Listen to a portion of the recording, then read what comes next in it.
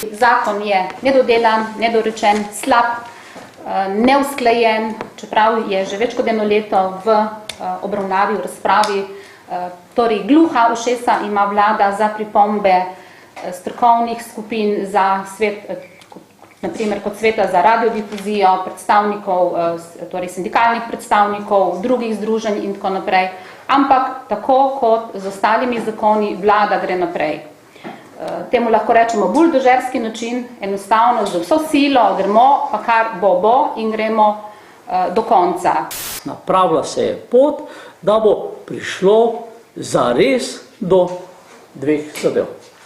Privatizacije in političnega vpliva.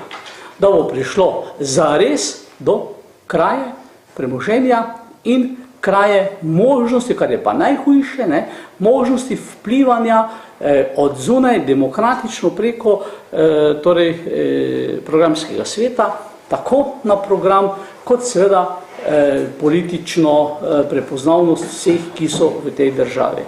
In da bo seveda prišlo zares do tega, da bodo seveda vladne politične stranke imele pač izključno možnost propagirati svojo, v tem trenutku že lahko rečemo, strahovito nesposobno politiko in strahovito nesposobno upravljanje z našo državo.